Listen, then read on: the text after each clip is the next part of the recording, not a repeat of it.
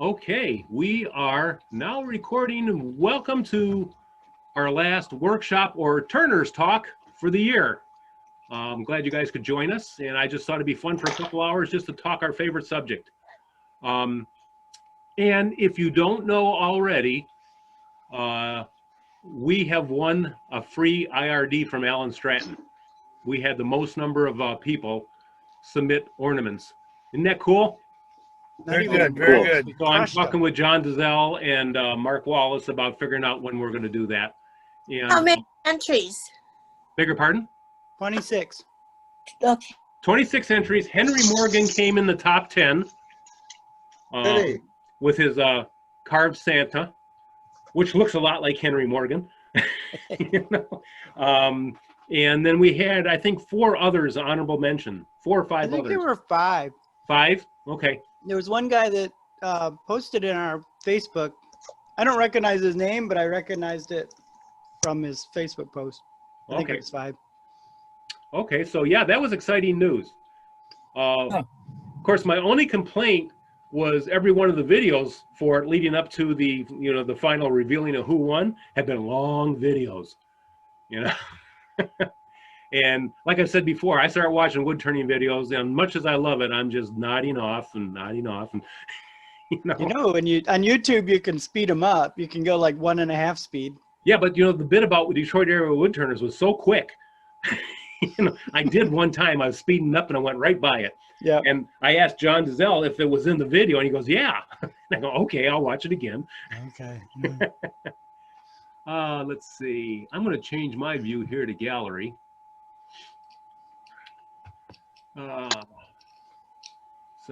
Okay, so anybody got any questions or stories about turning or issues that they're having? I had an issue trying to watch the video. It Which would video? send the Alan Stratton video, you know, to see who won. Yeah. It would when I clicked on the link on my computer, it gave me all this gibberish and said that I couldn't use that site, or the link was broken or something like that. Really? Yeah, so thank you for letting us know that we had people in the top 10. Well, yeah, I didn't watch it. I haven't watched the video yet, so it's a long one. I'm glad to know that. Yeah, it's a talkie. Mike, if you go to YouTube and Okay. just type in "As Wood Turns" into the search bar, it's the first video. Oh, okay. Okay. Thank you. Oh, you had your hand up? I do. Thanks, Jeff. I've turned a thick piece out of cherry burl, and I dried it in the dehydrator, and it's filled with cracks. None of them are all the way through. Yeah. And that's probably because of the thickness of the bowl. And it could be because it's burl also. What was the moisture when you started? It was high. It was wet. It was in the 30s. Yeah, and see, that's what I found with that sugar maple. I was 39.8% moisture. And I've talked to a couple people that use dehydrators, and they said that they never put wood in the dehydrator that is higher than 20. So the rest of my sugar maple has been rough turned and coated in anchor seal. And in 6 months, I'll check it, and if it's below 20, then I'll do it then. So yeah, but you know what? I'm finding that a lot of my customers like those little cracks. I fill them in with black CA or brown CA. So that's what I was wondering. They aren't deep. They aren't all the way. Well, I don't know how deep they are, but they aren't all the way through. Mm-hmm. But I was wondering if I should fill them with CA. I saved a bunch of cherry dust. Yeah. If I should color that, or if I should use some of that epoxy that Carl Jacobson was talking about. That's my question. Are you going to return it? No. No, so it's finished. I would Well, use, if you do anything, you're going to have to, at the very least, sand the living daylights out of it because Yeah. you know when you put the CA in, you're still going to get bumps of CA on the surface. and you're still gonna stain the wood around it, which Yes. causes issues with putting a finish on it. I'm probably not going to stain it, but I'm going to put oil on it. It's incredibly beautiful when it's got oil on it. I know, but what I'm saying is the CA is gonna discolor the wood around where you put Yeah. it in. Yeah, does the epoxy discolor the wood also? Yes, it can. Yeah, but with the epoxy, you're probably gonna put it over the whole thing anyway. The epoxy is usually too thick to go inside those little tiny cracks. Now, I've seen people like Chad Schimmel and a couple others where if they have some cracks that they got to put CA in, they'll do one coating of sanding sealer first, and that helps stop that staining. But my concern is if you do that, is oil going to work on the surface? Or is the sanding sealer going to stop it from being absorbed? Right. I don't think we helped him. I think we made it worse. Yeah. Hold on a second. Let me get something. I'll be right back. I mean, usually like I would suggest when you do the dehydrator like that, because you're gonna get little cracks, to leave it thick and then return a little bit, because they're probably not very deep and you could probably turn them out. Yeah. Unless they're really big cracks. Now, one thing that I do with the littler cracks, and if they're hairline, you can't do this, but I don't know if you can see this or not. This is a little micro tip for Starbond glue bottles. And you I put have that some in of those. you put that in the glue bottle, and I use that, and I have if I'm very careful, I have a better chance of just getting the glue down in the crack. And when you buy Starbond from them, you get a packet of these. Yep. And then when you're done with them, you throw them in a little jar of acetone overnight, and they clean out. I have a question for all you experienced wood people. Okay? See this? JB Weld wood putty? Yes. Quick wood? I've used that here and there, and you can get it in a color. See, this is dark. Mm-hmm. And I'm wondering, I haven't used it on wood turning yet. If you press that in and then sand it, it's very sandable. I'm wondering if that would solve his problem, because the colored one would give him the tone because it's dark. Can you see? Yeah. Yeah. And he wouldn't have to pick that. I think that would be good for the bigger cracks that you can fill in. The micro cracks that are very visible but are very fine, that may not go into them enough. That's like milliput. That stuff is like milliput. It's very thick. Yeah. So you've got to be able to get it down into there. Can you make a vessel food safe with this JB Yes. Weld stuff? Yes. Yeah. Anything you use, once it's cured, it's food safe. Oh, I know there's a lot of argument about that, and there's a lot of pros that still say, you've got to use certain things, but the rule of thumb is once it's cured, and you got to find out what the curing time is for whatever you're using. Right. Because it can be Years 2 ago- days, it can be 50 days. You know? Years What ago, is when I the- made toys years ago, I went online and I went to, it was a government agency, and I got the rules and the instructions for if wood is safe when you put a finish on it. All finished products made in the United States and supposed to be sold in the United States are food safe after, say, 30 to 60 days. Yep. So They have I to cure. Forestry. And the reason I they made have a to big cure, sign. I made a big sign and put that on my table that all the finishes on my toys were safe for children to stick in their mouths. and the I don't know reason that. and the reason that you have to let them cure is because a lot of them, the thinners and stuff they put in are heavy metals. Yes. Which are very poisonous. But But after a cure, that's all evaporated out. Supposedly, in the United States, you can't do that with finishes anymore. Right. But there's still a lot of old stock out there they're letting them Yes, sell. there is. Yes, there is.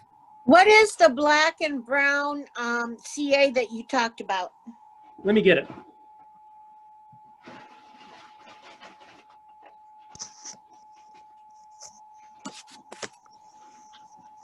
I don't know if anybody else makes this. I exclusively use Starbond now. I've used all the other CA glues and I've not been a fan.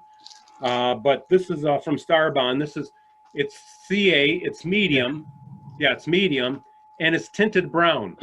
Now, it's more like a beige when you get a thin coat on, you know? It's not dark brown, but it, you know, it makes the crack stand out, but it looks good, you know? But because of CA, it will stain the wood around, so you really got to sand the living daylights out of it or do a very light shear cut to clean it up. And then the same, they got black. And I really like the black over the brown. I think the black highlights better. I just think it looks good. And I had a bowl that I made that I put in the dehydrator, and it had a little bit of the pith in it, so it got all these, the bowl was about this tall, and it got all these long cracks going in different directions. And when I put the black CA in, it looked like lightning bolts. So I called it the lightning bowl, and I added 20 bucks to the price of it that I would normally charge, and I sold it in 24 hours. Yeah. So Jeff, is the medium, is that viscosity or is that drying time or both? Medium is viscosity. And when I'm filling cracks, I always use the accelerator because sometimes with cracks it'll soak in, and then you got to add more. And when it stops soaking in to the crack, or, you know, then I'll hit it with a CA, or I'll hit it a few times along the way. Because one of the problems you have is that if the crack is deep and you fill it up with CA and hit it with accelerator, you got to wait 24 hours before you can turn it, or you're going to have CA up and down the front of you.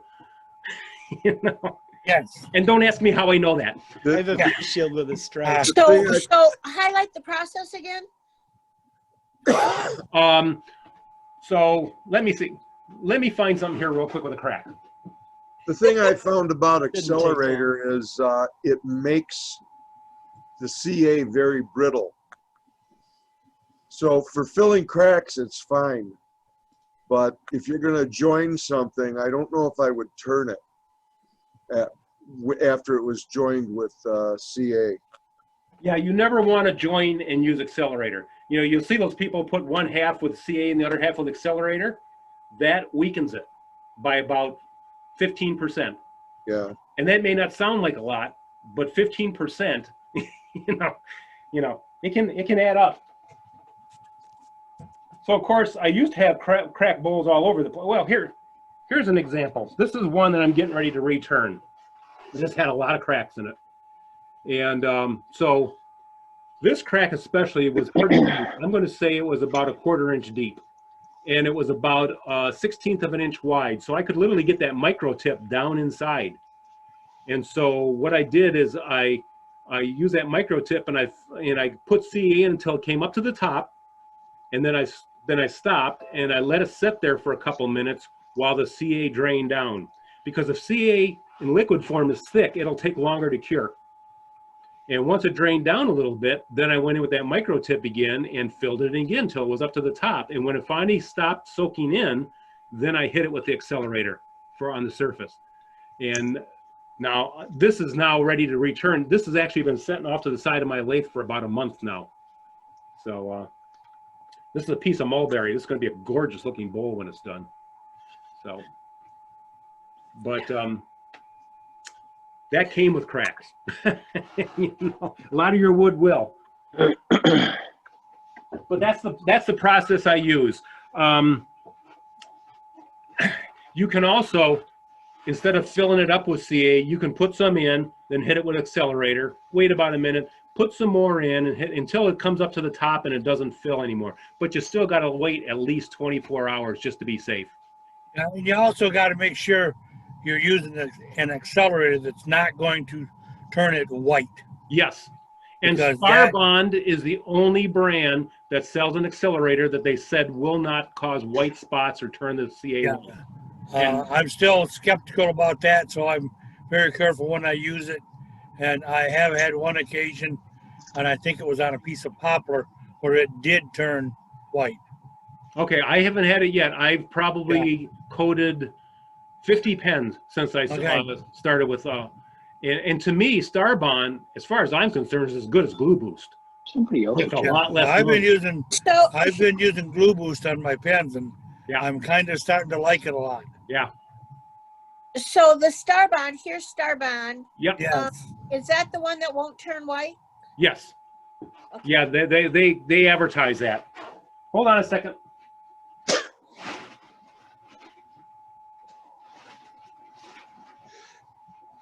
I use you at the pump, which is fine. I use the aerosol. And the reason I like the aerosol is that I can get back farther from it and have a cloud. So it really covers everything. Where sometimes with the pump, you don't hit all of it. It kind of squirts around if the pump gets a little dirty or something like that. So I've always liked that. But yeah, I've not had any turning white or white marks or pits since I went to Starbond. And that is because of the accelerator, not so much the CA glue itself. This actually works with other CA glues also. Because essentially a CA is a CA is a CA. There's some a little bit better than the others depending on their formulas. But I really like Starbond. And all these pro turners out there are using it, so they've all got codes, so you can get 10, 15% off every time you order. So. They've got coats? Codes. So Codes. yeah, How do like, you get a code? well, you watch their video and it's in the description. Like Peggy Fuller, PF Wood Turning, she's got a 10% Starbond code. I think it's PF10. There's numerous others. So if you're out on YouTube and you're looking at turners, if you notice they're using Starbond glue, check their description and see if they've got a code for it. You know, I get a 15% discount when I order for the club. Uh-huh. I don't know if you can do that as an individual and get that same 15%. You just tell them you're affiliated with the Detroit area wood turners. I would say call them up and ask. They're really nice. They're great people to talk to. They are. I called them up, and the first time I filled up and did the accelerator, then I turned the bowl and had it come all over me. I called them up and go, "Why that happened?" She goes, "You didn't let it set overnight." You know, she goes, "You just hardened the surface. You didn't harden the stuff underneath. You know, you got to let it set and harden." And so that's how I learned that. So there, my secret's out now.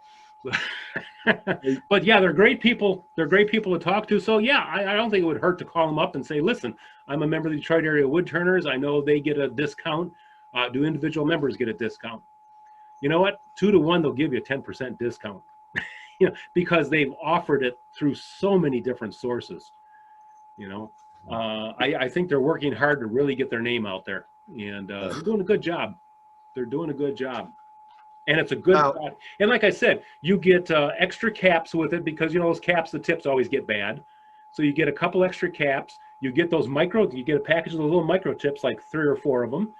And they also got this one little red tip if you don't want to put the whole big cap on. You can just put this red tip right on the top. And it's got a little pin that goes down in the hole, sort of like Tight Bond. Well, that all comes with the stuff I get from them. Yeah. You get every one of their packages has that. Every Yeah. one of their packages has that. So let me see if I got a package.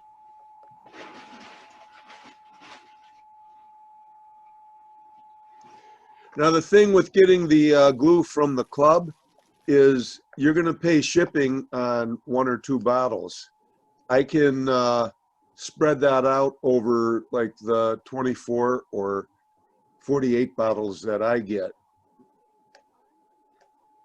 Yeah, this is the package you get. So it's got 2 extra caps, and it's got a little pouch with the micro tips and the little red cap on it. So it's a really nice product. It's really Like good. that? Yeah. Yep. Yep. I use a lot of thin and a lot of medium.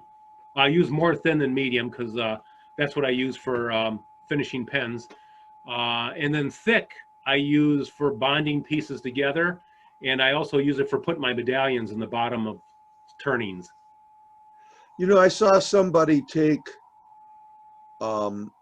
CA glue and tight bond and use them both together. The CA would hold it together long enough for the what is it, the vinyl, whatever that is, tight bond Yeah. to hold. So the CA was acting like a clamp. Oh, so CA on one piece and tight bond on the other? Well, no, you have to like encircle your area and put the tight bond in the middle. Oh, okay. Interesting. Because, you know, moisture is what causes tight bond, or what causes CA to cure. Right, And there's a lot of moisture in tight bond. right. So it seems to me it would instantly turn hard, but if they're doing that and they're successful with it, that's a great idea. I've done it a couple times. Speaking of glue, the tight bond, you know how when you glue something together and clamp it, it likes to slip all over the place? Yeah. I've taken to using table salt. You take a couple of, take a pinch of table salt and spread it around the tight bond, Uh-huh. and it acts almost like sandpaper, and when you clamp, it doesn't move. Oh, okay. I've done the salt thing. I've got a salt shaker down here in the shop. Yeah, I saw that on a YouTube, and I don't remember who, and I said, I'm gonna give this a try. And boy, So you that really works. You put salt in the glue? No, you spread your glue, put some salt on your hand, grab a pinch and sprinkle it around the surface, and then clamp it together. Okay. See, what happens is the salt will dissolve in the glue.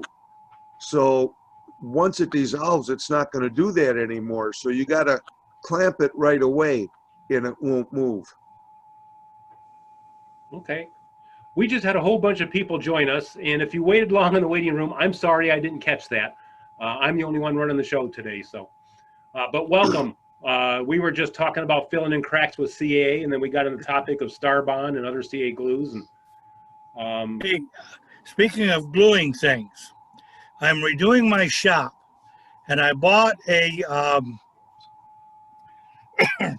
extension cord that has a box so I can plug in 5 or 6 different things. mhm. And I'm going to mount this to a cement block wall.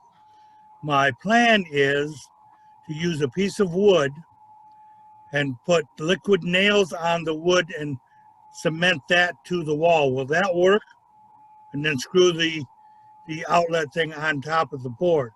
What kind I of, guess my question is, will the liquid nails hold the wood on the concrete block? is it a cinder block wall or is it Yeah. a board? Okay, is it painted? Yeah. Okay, painting might be a problem. Okay. Because Why don't you simply use anchors?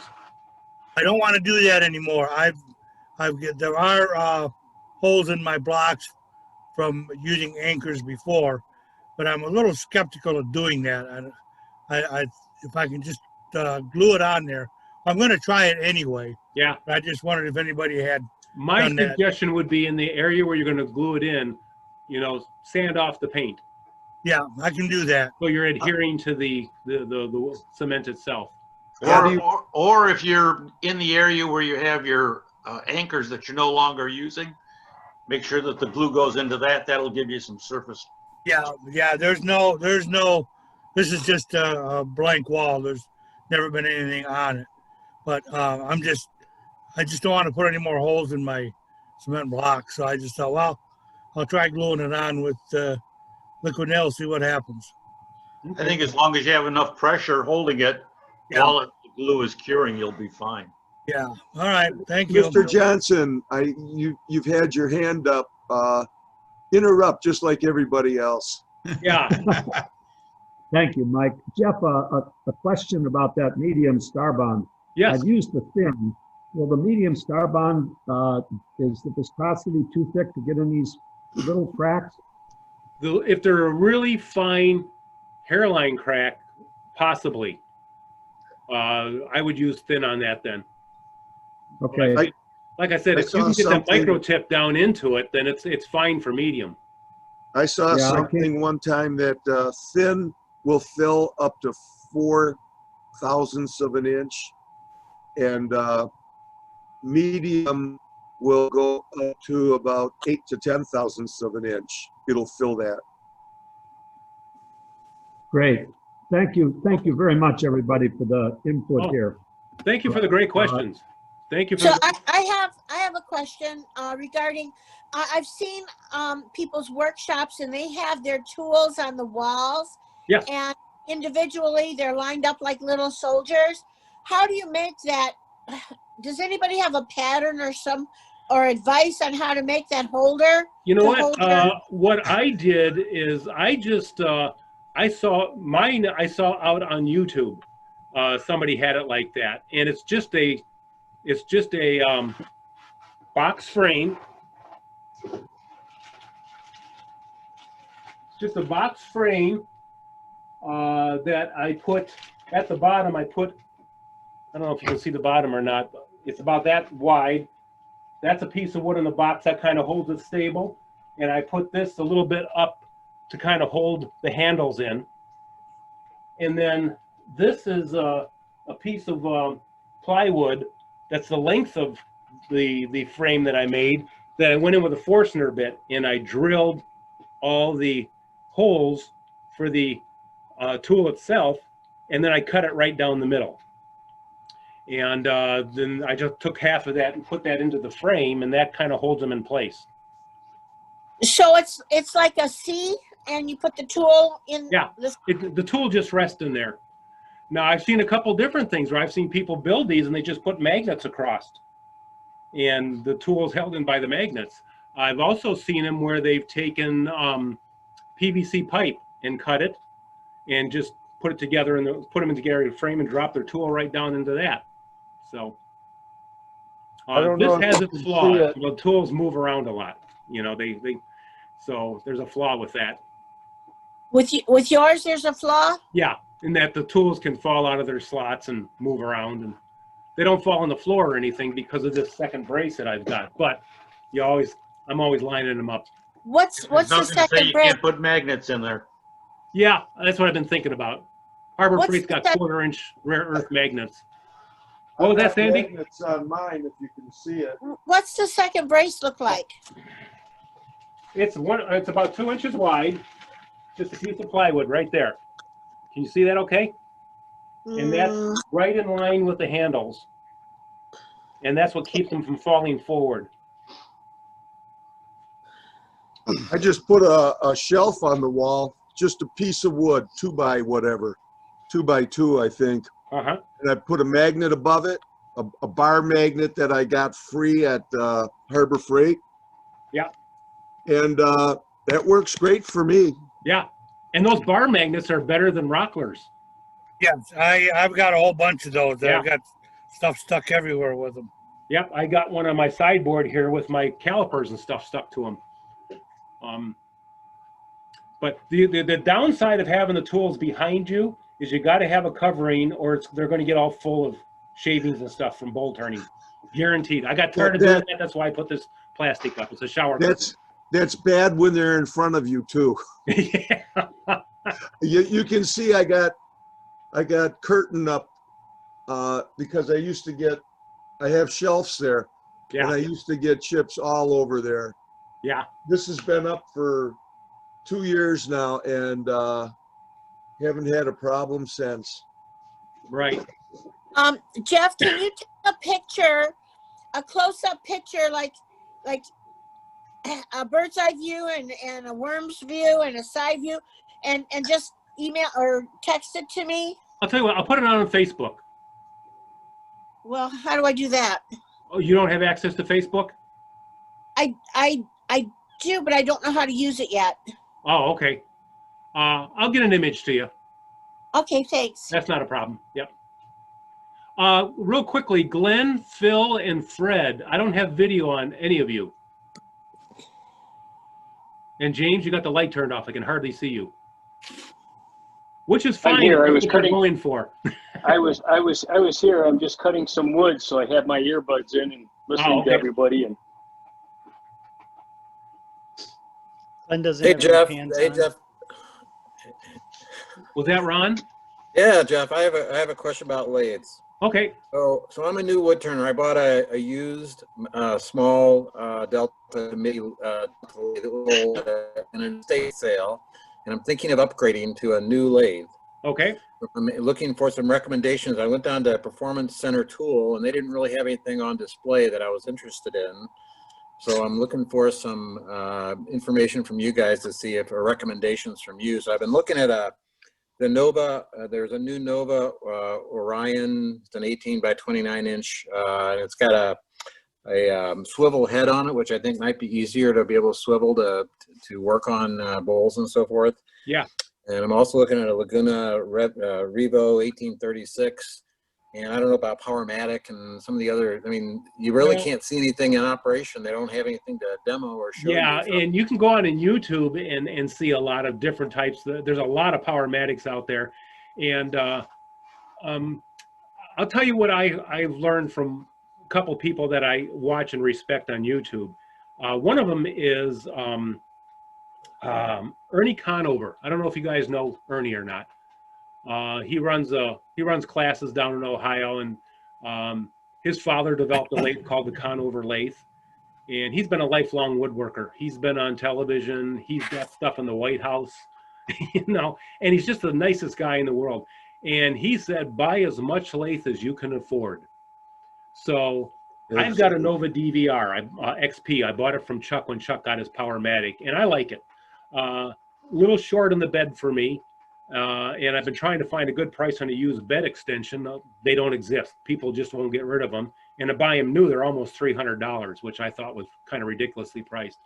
I love it. It took some getting used to, though, because beforehand I had a Grizzly, and it's basically on and off, forward, reverse, and you just turn the knob for your speed. The Nova has preset speeds, and Chuck says, you just set those to the speeds that you're going to use. Well, I find that it's preset to pretty much the speeds that I want, and then I can fine tune it with the dial. Lots of people graduate up to Powermatics. That's the goal, and for a lot of people. And that's great. And the reason being is it's because it's a hefty lathe. It's heavy. The more weight you've got, you know, the less vibration, or the faster you can go with less vibration. Lots and lots and lots of people are buying the Laguna Revo. I'm seeing it everywhere, and they seem to really like them. Can I make a Doesn't suggestion Mike too? have that? Yeah, go ahead, Mike. The thing I would suggest, I started out with a Nova 16-24-44, and I liked it. It was a good lathe, but you had to change the belt to change the speeds. Yeah. I would look into getting a variable speed no matter what you get. Yeah. Um, Electronic variable speed. there you go. Yeah, because some advertise variable speed and they're a Reeves drive. Right. Or belts, you know. Right. No, I've got now the Nova Galaxy, and you're right. I had to adjust the speeds, the presets, to where I use them, not where it came factory installed. But I had a problem. I called Nova, and they helped me out. They actually, excuse me, I was having a lot of problems with the head on the new lathe, and they sent me boards and all this other stuff, and I mailed back the board, you know, the old board, so they could see what was wrong. And finally, I got to the point where I said, look, I think the problem is in the head. I think it's in the motor. And they sent me a new head. And I put the new head on, and I asked them, what do you want me to do with the old one? They said, throw it away. Because it's so heavy, shipping would have been Yeah. prohibitive to send it back. But then I found out, excuse me, through an electrician that the problem is in the parameters. So if you have a problem with your variable speed Nova, call and ask to speak to an electrician, and he'll tell you what parameters you need to adjust. The way the lathe comes set up is totally for safety. If it gets too much vibration, it shuts off. If it sees that you're using too much power or you're taking too heavy of a cut, it shuts off. And that's what I didn't like. And nobody could tell me. I mean, I was turning a platter at 2,500 RPM, and it slowed down to about 1,200 RPM. And the Nova was supposedly guaranteed not to do that because of the electronic feedback circuit. Well, it doesn't do that now after I changed the parameters. Yeah. So you guys are recommending like a DVR type of Well, lathe? I think Mike and I can recommend that because we have them. Yeah. What's your budget, though? What's that? What's the first question is, what's your budget? Your budget, right? Yeah, Yeah. well, the only reason I have mine is because Chuck was selling it used and just gave me a crazy, ridiculous price. No, but I have a the gentleman asking the question. But you know, know, I think what's your budget? I think the Galaxy is going for about 23 right now, isn't it? Yeah. Yeah. Yeah, I'm looking yeah, at The Galaxy is a long lathe.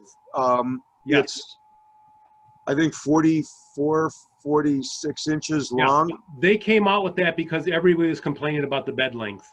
They Yeah. wanted longer lathes, and plus the DVR and the Saturn, the beds are narrow, so you can't easily set your tools on. You'll Right, but the legs come with built-in holders for, you make your own shelf. Yeah. And you put your 2x4s on there, Yeah. and you can put your tools down right below the bed. Yeah. And the DVR, when they came out with it, didn't have the legs with it. You had to spend $600 to get the legs separate. So they always Yeah. recommended you build a stand, and that's why I never bought it in the first place. I wasn't going to spend that kind of money and not get legs. So Yeah. when Chuck's came up, he gave me such a crazy price. I just on a whim went out to eBay and just put Nova DVR legs used, and nothing came up. So I just went to Google and I Googled it. Voila. Woodcraft had 30 of them in their warehouse, and they're not selling them anymore. So they had them on sale for 150 bucks. So I actually got a DVR with DVR legs. So Well, I have a Jet 1642. yeah, I probably had it 5-6 years. I've never had any problems with it of any kind whatsoever. yeah. I can put a shelf underneath it.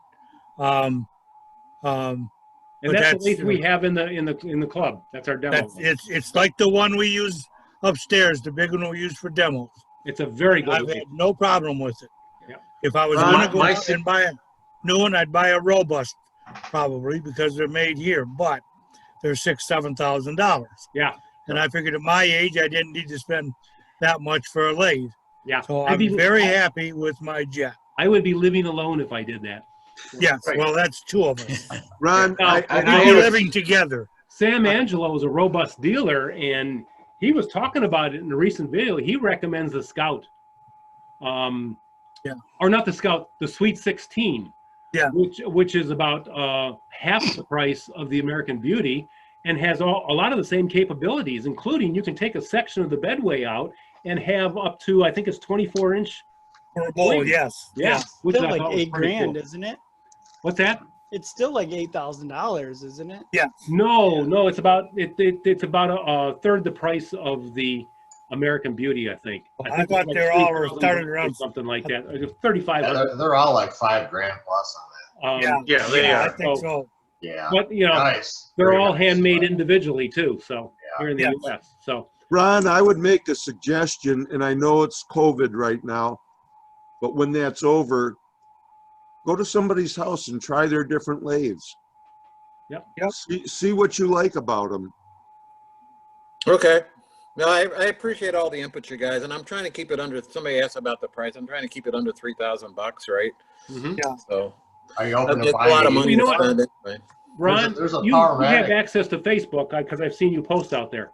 Oh yeah. Why don't you put that question out on Facebook to the club and see what they come back with? You'll get mostly Powermatics, you know. But we got people out there with Jets, Novas, Grizzlies. But aren't most Powermatics 220? I don't know that, but Yeah, I think so because of the size of the motors. yeah. So that's another reason I got the Jet, because it's not 220. Yeah. Now the Same Grizzly here. I had before the Nova, I had a Grizzly 632, which was kind of like Grizzly's version of the Jet 1642. And it was nice, but it was 220 only, and that's because it had a 2.5 horsepower motor on it. Yeah. And actually, the higher the voltage, the less cost in running it. Yeah. Right. Because you're But using then- less current. But then you have to have, if you don't have 220, you have to have that run. So Yeah. There's So, also numerous YouTube videos out there on what is the best lathe for your money. And people will James give their has his personal hand up. opinions. What's that? James has his hand up. Oh, I didn't see that. James. Can you hear me? Yes, we can. Mhm. I have the 1836, and he was talking about $23,000. When it's not on sale, it runs around 2,700. You can either get the 1836 in the 110, or you can get it in the 220. How do you like it? And I've had mine for a long time, and I had the Nova 1624, but I didn't like Mike said, I hated the fact that you had to change the belts. Yeah. And I would definitely recommend variable speed. Now, the 1836 does have a belt, but you have two selections. Like it may go from 55 to, let's say, 3600. The other one may go 149, 140 to 3700. Yeah. I never change it. Never change it. So you set it to the speed that you're going to be running, and then you have your variable speed. Yeah. There's a belt, but not like that was one of the reasons I sold my Nova, and I liked my Nova, was because the head did turn, and I'm a lefty, and that it was an advantage to me to have it. When you turn that head, you also have to pay about $300 for the outrigger. Right. For your banjo. Yep. So he could, right now, I think when it's not on sales, around $2,700 for that Laguna. Yeah. But I've been very happy. It's sturdy, it's heavy. And It's like very Dave solid said, I wanted to stay. It's a very solid lathe. And all of your electronic variable speeds will generally have a belt that you can change your range on. Except for the Nova. The Nova is a digital motor, so there's no belt. It's a direct drive right from the motor. And mine goes from 100 up to 5,000 RPM. Yeah, mine is 3,600. Yeah, I don't know what I just leave it where it is all the time, and I don't adjust it or anything. So the only time that we're going over 1,500 is when I'm turning pens, and I'll turn those at 3,000 because there's just such a narrow spindle. Yeah. Yeah. But yeah, there's a lot to choose from. There really is, and it's mind-boggling. Yeah, it's really very confusing to a kind of new turner like me, right? So I'm just I appreciate all the input, guys, and gosh, honest truth, I was really looking at if this Nova hadn't come up, I was really looking at the Laguna because it's such a heavy, massive lathe. It was very impressive. Another one, some people like Grizzly, some people don't like Grizzly. I had a Grizzly 632 and it was okay. It had little things that I didn't like about it. Like I had to undo the nut to take the tailstock off. That was a pain. But I had ways of doing that. Their 766 is a variable speed lathe. It's a lot like the Jet 1642. But a lot of people have that lathe and they really, really like it. It's heavy. It's about 550 pounds. And it's about a $2,400 price tag on it. Now, and the only reason I didn't get that one is because they had just come out with it and they were having problems with the banjo. The banjo and the tool rest wouldn't let the tool come up far enough. You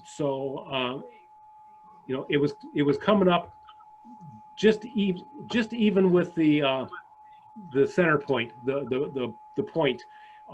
Whereas a lot of turners like to have it to be able to come up just a little bit more if you're doing scraping, so you can angle down. And a lot of people complained about that, and Grizzly jumped on the gun. I mean, I was on their forum for a while. Grizzly's president came into the forum to start listening to this and heard this and got it all fixed. He's replaced the banjo and everything. So now there's been some things recently. Some people have complained about the frequency inverter that handles all the electronic variables and everything. That's a Delta inverter, and lots of brands are having problems with it. So it's not the brand, it's the inverter, and Delta's working on that. So, but that's a very solid lathe, and a lot of people that have that really like it. So, you know, like I said, you know, you can spend a day just looking at different lathes and just come out of it totally confused, you know. I had a Grizzly wood lathe. This is Glenn. I had a Grizzly wood lathe. Had the Reese drive.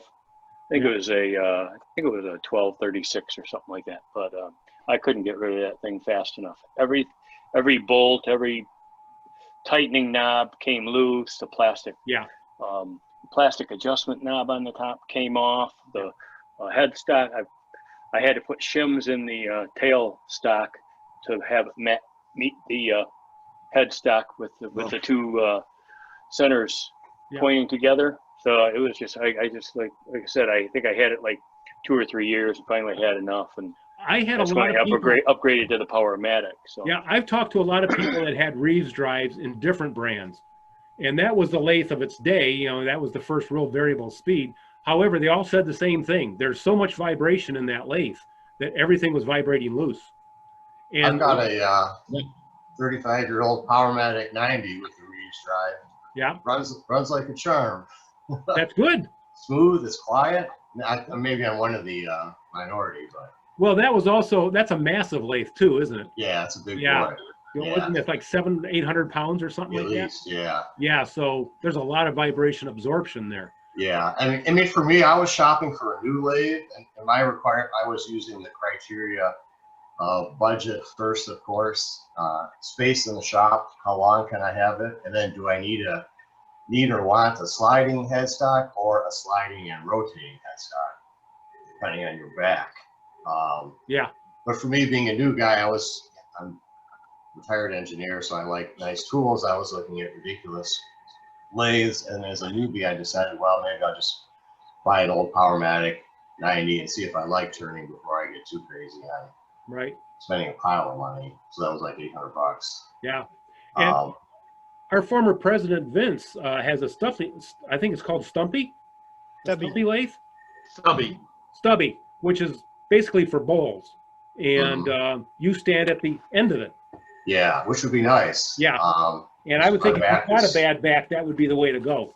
Yeah, I find I've only turned a few bowls so far, but I find when I do hollow out the bowl, I feel it the next day. Yeah. Yeah. So that's what I'm thinking. A swivel head would be a better solution, right? Yeah. Yeah. Every lathe has had a swivel head on it, and it's as long as it's executed properly. Yeah. Yeah, that's the key. There's some junk out there too, but yeah. I'll actually swivel my head 45 degrees to do sanding. It just makes it a lot easier to get in there. And I follow Lyle Jamieson's rule of thumb. When you're power sanding, and you've got it turning towards you like you would normally have it when you're turning it. And he said, always keep the 9 o'clock position of the sanding pad on the wood, and you'll get a much smoother, faster sand. And that works. But I find to do that, I have to turn my head stock 45 degrees so I can really see what I'm doing without leaning over it and killing my lower back. Yep.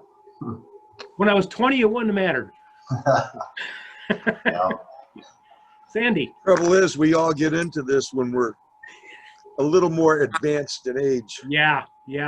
Well, I'll tell you what, Speak for yourself. Kids like Ben. if I would have stuck with wood turning when I got out of high school, like my brother-in-law stuck with machine shop, you know, I'd be a furniture builder. That's probably what my career would have been. He's still at the same machine shop he went to when he walked out of high school. So, Sandy. Unrelated to lathes, I was wondering, is there a way to get the word out that an interest in getting some dried wood? Maybe some people would sell some of their wood, their hardwood, little. I don't need big chunks, little chunks. Is there a way to ask for that? I can buy that. Call Victor or call Chuck. Yeah. Chuck has got a garage full, and his wife will love you forever if you buy it. Victor does?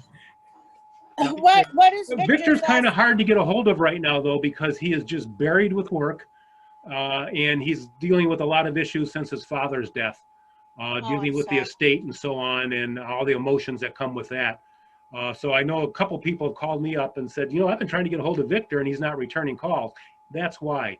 And he's working from like 7 in the morning till 10 at night with his job. He remodels houses and stuff like that, and he is just, you know, everybody's home. They want their house to be prettier, so he's working his tail off, which is wonderful, absolutely wonderful.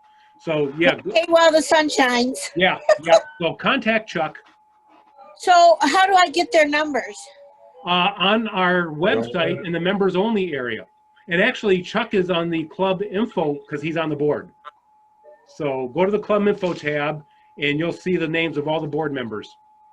So what's Victor's and Chuck's last names? Chuck's last name is Lobato, Lobaito. Victor is Lewandowski. He's the only Victor in the club, so he's the only Victor. It's easy. Okay. Yeah, he used to always come to the meeting with a van full of wood to sell. Then he gave 10% to the club, but he hasn't even been able to do that for a while. So, but Chuck might be your best bet. Okay. Yeah. Thank you. Yeah. Okay. Any other questions? Questions, problems, stories? I had a question earlier about tool racks. I posted a YouTube video I made on my turning tool rack. She can take a look at, gives her some ideas on the PVC type of rack.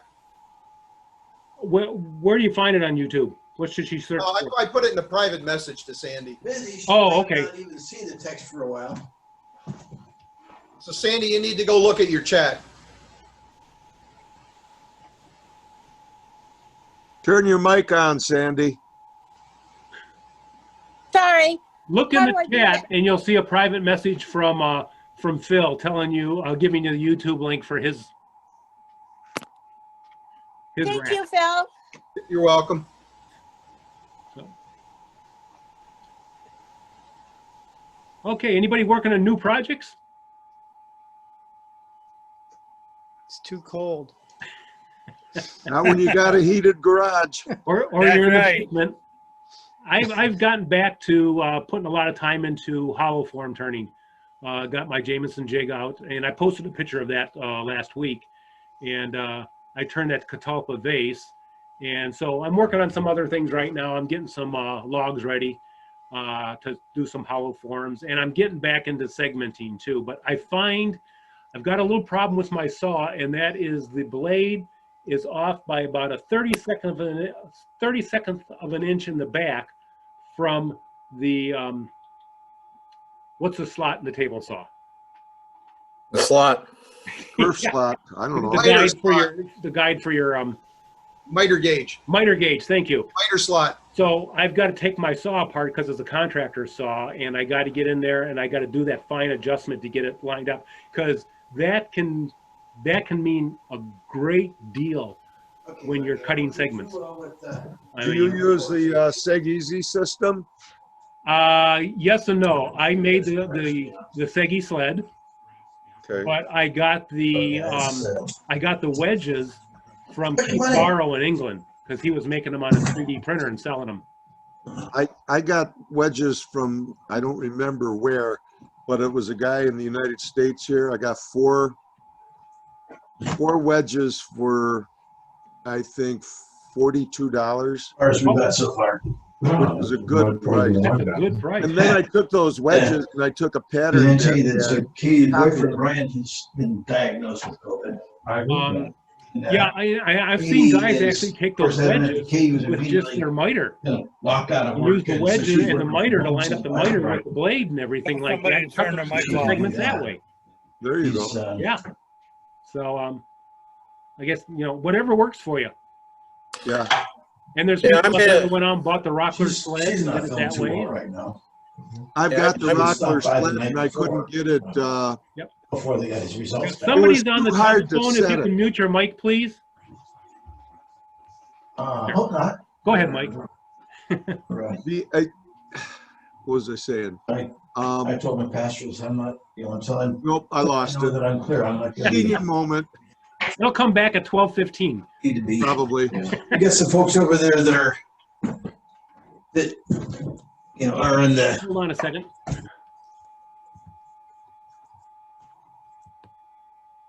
Oh, they must have muted. Okay.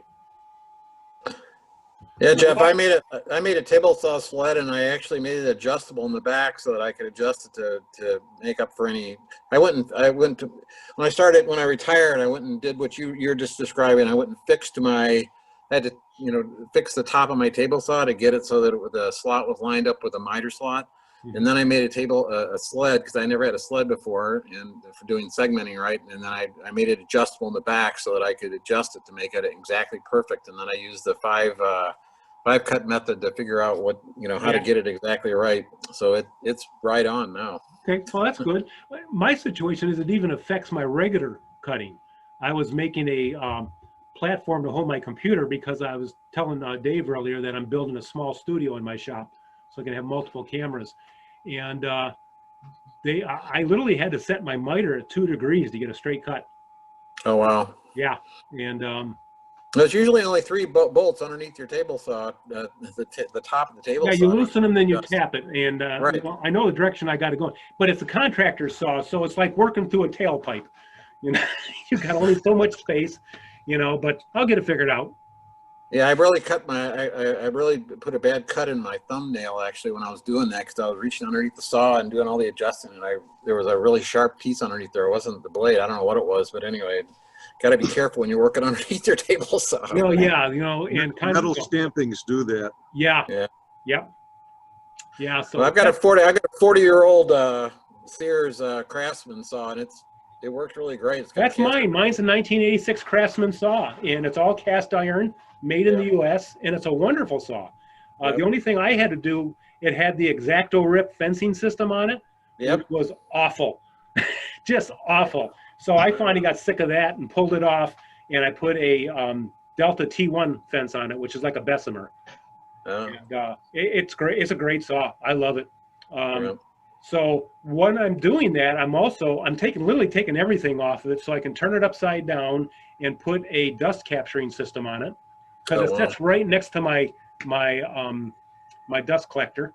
So I'm going to do that, and I'm also going to build a router table into the right side of it, because I got a beautiful router cabinet out in the garage. It was the Norm Abram one. I got the plans and built it, and it's gorgeous and it works great, but it's buried in my garage and I don't like to go out there in the wintertime. So I'm literally going to build one into the table saw. And then my neighbor Jim, who's a carver, and he's starting to build a shop, I'm going to give him that cabinet, and then he can put his own router into it. Speaking of cabinets, I have a question for the group. If you have, right now I'm using a laptop in the garage. I don't like to leave it out here, or I don't even like to bring it back and forth. I want to put a desktop out here, and I'm concerned about dust. I mean, the shop is dusty. Yeah. What kind of cabinet do you have, and do you have it set up so that it'll move air? Because I know you have, if the computer is in an enclosed area, it can overheat and mess up some of the electronics in there. Yeah.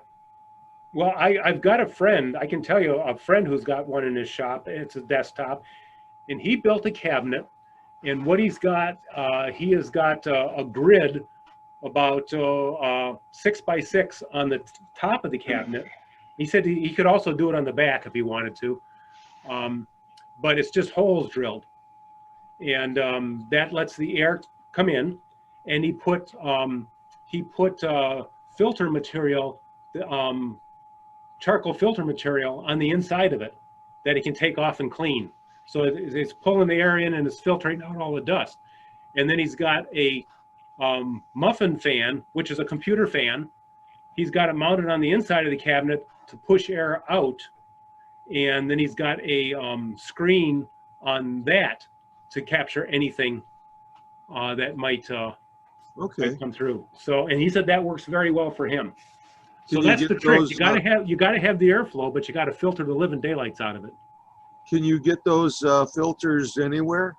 Yeah, I have an air filter I use in my bedroom because of my allergies. It's a Sears brand, and it's basically what he uses, the same thing as the first stage filter, which is just a charcoal filter. It's about that thick, and it's a sheet. And I'll send you the information, the link on it for Amazon, because you can just take it and cut it to the size you want. Okay, thank you very much. Yeah. And you say it's a computer fan that he's got on there, huh? Yeah, we call them muffin fans, those square fans you see in computers. Do you have to step down the voltage, or do you plug it into the computer? Yeah, they're usually 12 volts, but you can get them 120 volts. You just got to search for it. And you want to probably go 4 inch by 4 inch, which you'll have to figure out because they sell them in millimeters. Yeah. Yeah. But 100 by 100. If you can't get one for 120 volts, then you do have to step it down. And all you do is just get one of those step down transformers they use for cars, Okay. I used to have one in my electronics shop, for when I worked in people's cars, stereos. So, but yeah, you can get them 120 volts. Okay, thank you. Yes, Paul. I love this conversation. Thanks so much for making this format available. I've learned a whole bunch. And I'm looking at this bowl that I love so much, this piece, this cherry bowl. And it's got so many hairlines, cracks, and I really love it with the grain that the oil brings out. What would happen if I put the oil on and let it cure before I did the CA glue? So you're using like a tung oil. You're using a tung oil? I use Danish oil mostly. Okay. Would the CA glue work after the oil? I think once it's cured, it would. Yeah, because the oil is going to get down into the cracks. And you know what? What might work too is one coat of the Danish oil. Let it set for a couple hours, and then sand it, and that'll put fine sanding particles into the cracks, and then continue with your Danish oil however many coats you want, and that might help fill those in and look more natural too. Wonderful suggestion. Wonderful. Thank you. Yeah, I've had some hairline fractures that I never filled in. I just let the sanding take care of that, and then when I finish it, it's locked in. Yeah. I've kind of done that with worm tracks in some maple. Yeah. Mm-hmm. Here's one I'm working on. I don't know if you can see it. Let me turn this around. Yeah, where's my camera? The buttons never work when you. I'm on my. No, I'm on my iPad, so it don't. It doesn't turn around for some reason. I got an older one, I guess. But I'll turn it this way. I don't. Oh, you just froze.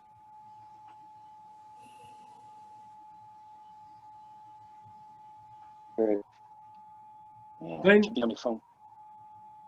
I don't know if you can see it here. Hey, Glenn, we're having trouble hearing you, and you froze. Right, so. Okay. There you go. You're back.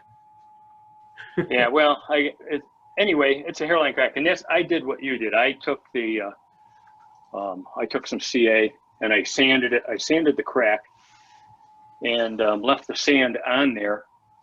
You can even gather a bunch of sand in, a bunch of the dust around the small crack, and then you put your CA glue in there, and then you sand it all in there. The slurry will fill that crack in pretty nice. Yeah, yeah. And one thing I've seen people do too on cracks that are like a 1/16 of an inch wide, is they'll actually take some of the shavings that's on their lathe and crumble it up into there. The thing I don't like about that is you get voids, and it really doesn't look that great if you go with if you go with the powdery sanding. It'll do a much better job of filling. Yeah, I wouldn't sand any lower than 400. That'll get you a small. After 400, you're pretty much polishing, but I wouldn't sand anything lower than 400 to get that small grit to get in there. Yeah, you're right, Jeff. That the shavings that you get and you try to put them in, you're going to get voids. But if you take those shavings and you can do it with your finger and just work it around, you'll get powder, or make yourself a mortar and pestle. Yeah. And you'll get powder if you need more than what you get from just sanding. Yeah. That's good advice.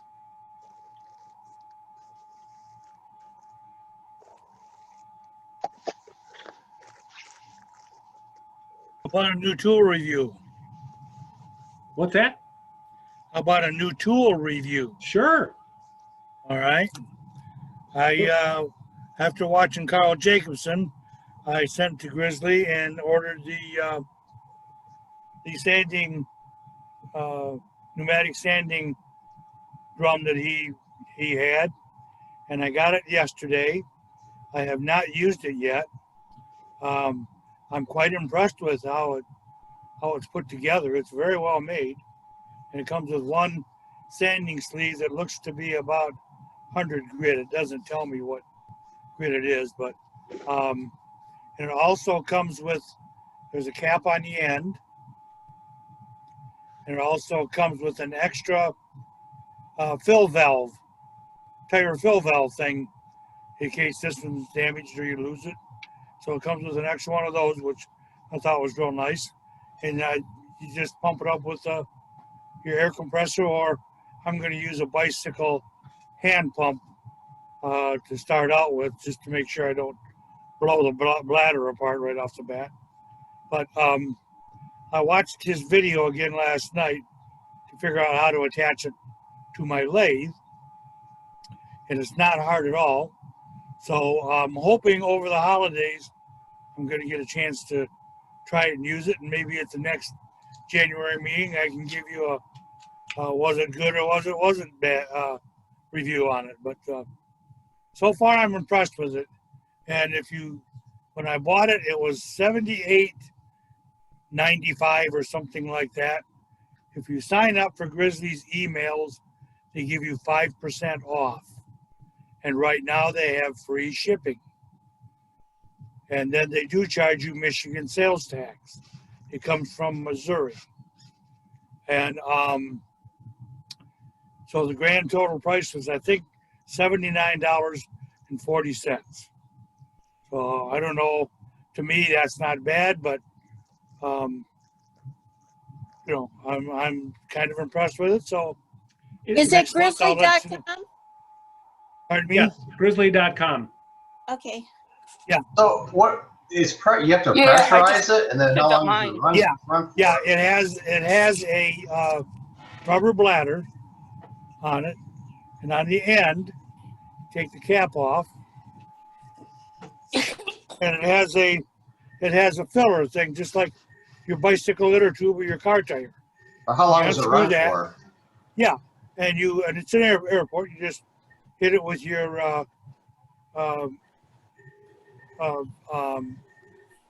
yes, the air compressor. Or I'm going to start out using a bicycle hand pump on it. I have a real small one, and Or how long does it run for though when you charge it up like that? When you pressurize it, how long does it spin for? it stays that way till you release the air. I guess I'm confused Yeah, on and what you the wanna thing. you wanna release the air. I'm sorry. What does it you wanna do? release- You pressurize it so the rubber tube expands and holds the sandpaper. Oh, okay. Rubber But then tube what will do you then expand. what do you do with it? Well, you But got to then it allows you some contour. Instead of just being a hard rubber surface, it allows you to contour your whatever you're sanding a little bit. Like Carl used it for his handles. Yeah. Oh. And Yeah. but I when just you're got one done, in. like Carl said, when you're done, just hit the valve a little bit and release some of the pressure on the bladder. Yeah. Because you don't want to leave it inflated if you're not going to use it for another month. Yeah. Okay. Yeah, I totally didn't get what it was for. But Oh, Izzy Swan uses it with a hand drill. Yeah. So That's like, what it was made for. Was the end for with a the hand drill. Yeah, the end with the air valve in it. That's what Yeah, you hold that.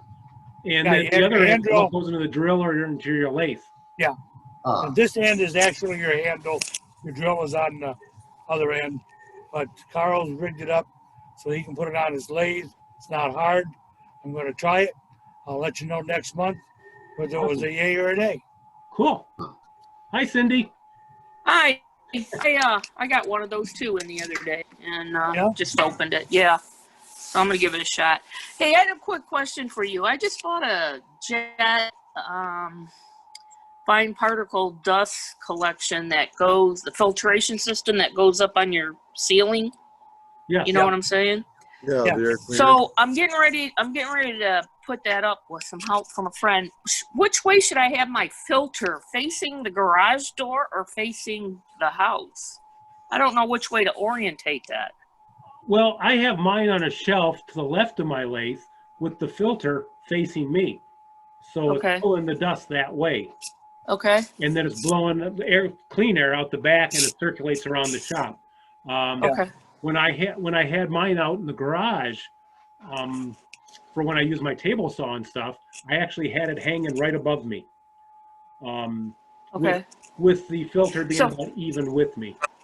But the idea of that is, if it's Okay. ceiling hung, is, you can have it pretty much anywhere. It's going to circulate the air. I think Right. my shop Okay. is 10 by 20, and I think I remember reading somewhere that it circulates the air completely 13 times every 2 minutes. Wow. Yeah. Yeah, I just bought it. I gotta get it up, but I gotta have my brother-in-law come over. I can't get up on ladders. Yeah. So anyway, oh cool. Well, let us know So how it goes. Yeah. Yeah, How's they're kind of a everybody pain doing? to hang. They're just awkward enough. Yeah. What Well, kind- I what got kind the did you jet. get? I Got got a the jet? jet. Okay. But I figured what I could do is get the eye bolts up where I want them, and then I have some real long chain.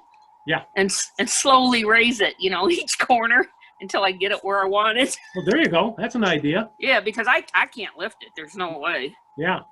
It's James, pretty you got your heavy. hand up? Yes, sir. My understanding, and I don't have one, but when I worked at Woodcraft, I believe those are not to be put into the center of the room. They're supposed to get, for your best circulation, you're supposed to put them on the edge of your walls. Really? So that you create a circular type pattern all the way around.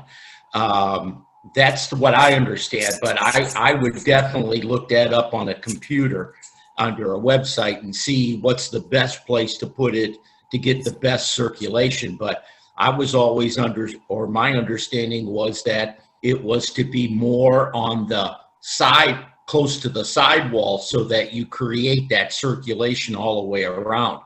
But Cindy, I would definitely probably check with, the computer and see, put it in there.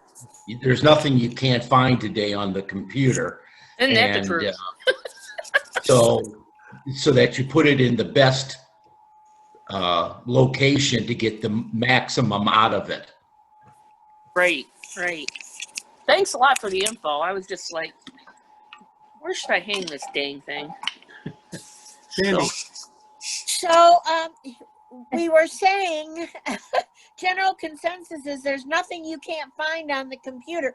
So I'm on DAW website. I don't know how to function this. I don't know how to work this to get the information I want on. There's 3 bars up on the top left. They're horizontal. On the top left. Okay, yeah. That's your menu. Touch that. Oh. And then you can go to members only. Oh, that I couldn't find that. Now, actually, if you're looking for Chuck's address or his phone number, he's under the club info tab. Okay, how do I go back? So go back up to the menu. Oh, okay, I lost it. Yeah. Okay, here we go. Okay, here. My glasses broke yesterday. Uh-oh. Yeah, one of the, okay, go to members only? I can see how that happens. Go to club info. Club info. Yep. Okay. There you go. Click that and you'll see all the board members. You may have to scroll down. Okay. No. No. Oh, well, you can't see it. It says chapter information, meetings, a little map, picture of a map, and then it ends. Okay, hold on a second. Doesn't she have to put in the password? Not for the club info tab. Okay. I'm going there now. Okay. Oh, you're right. It's not coming up here. Yeah. What do I do now? Well, hold on a second. I'm taking a look at this. We've had some problems with the website on mobile devices, and they're still trying to figure that out.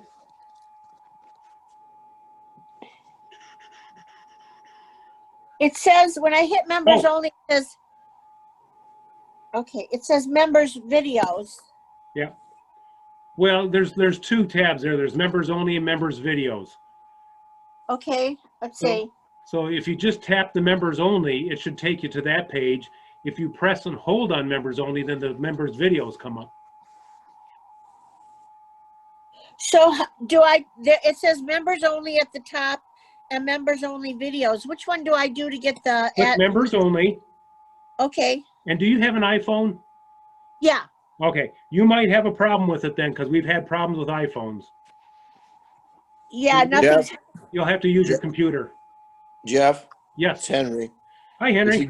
If you go to the page right below the membership, because it will not load the mobile, the problems we have with mobile, but you'll notice that there is a PDF indicator, DAW membership November 2020 PDF. If you click that, that will bring up the full membership. Okay, how do I do? Baby step me through that, please. Members only page. Okay, hold on. I got to get to the 3 bars again. It kicked me out. Okay, members only. Got it. Okay, you got the members only page. It's black, and at the top it says members only and members only videos. See? Click on members only. Okay. Okay, it did this. Yeah, you got to but you've got to put the password in. What is the password? Turner, capital T. Oh, that Turner. one. No. T. No, Capital no. T. No. No. Turn. Oh, that's right. It isn't. It's We can turn, say it because we have all members here. It's turn, all lowercase, Small one kid. word. Sorry. Is it any spaces? Nope. Just turn. Okay, got it. Now, done? Okay. What have you got? This. Okay. Well, hit log in. Oh, okay. That happened. Okay, let me try it again.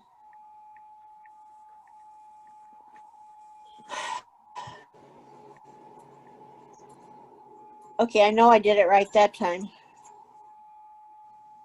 Oh, here we go. Okay.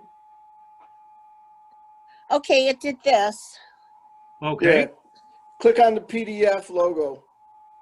The little car? No. No. It says Download download. file. Okay. Oh, wow. No, I don't have my glasses. Yeah, without glasses, you'll definitely want to do that on your computer.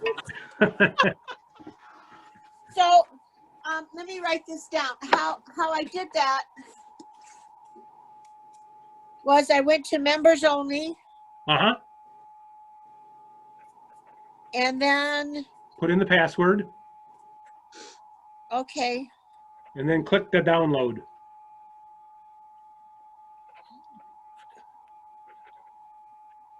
okay.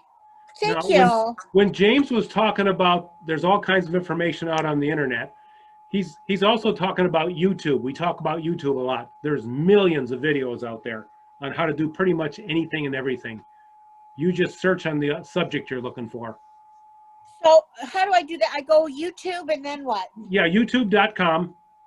Or in the case of the phone, you would download the app, YouTube app. You know what? I'm in the L's, and there's no libido or libido. LOBAITO? Oh, there, I was looking There's- LA. Okay. There's 3 of them. Oh, Yeah, Yeah, him, there Joy, and Bella. which one do I do? Chuck? Chuck. Okay. Yep. Okay, thank you. Okay, but when James was talking about the internet, the thing you're going to get the most information out of is YouTube.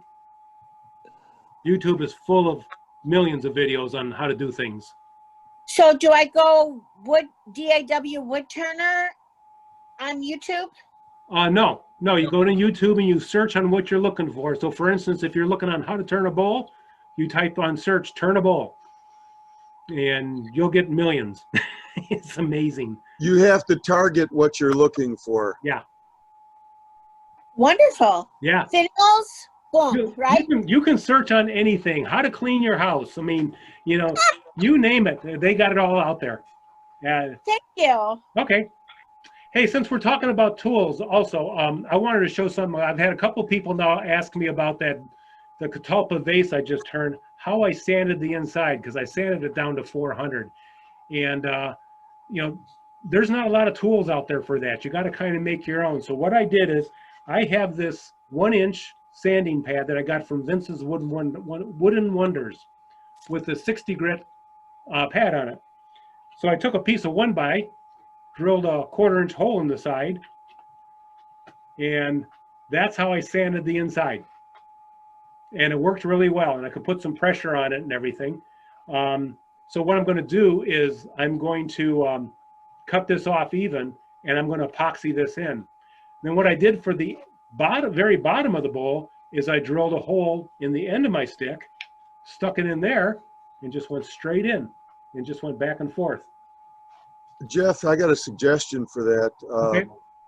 Eddie Castellan has this thing to make your own self-powered sanders. Yes. What it is a magnetic ball bearing Mm-hmm. and a bronze sleeve. You put the ball bearing in first in a hole you drill, and then put the sleeve in, and then that pad with the arbor will stay in there because the magnetic ball bearing holds it in. I've made one somewhere. Where do you get magnetic ball bearings? Search, Google it. Google it. Magnetic ball bearings. Yep. Eddie might even have them. Eddie Castellan. I'm sure he does. I'm sure he's still got them.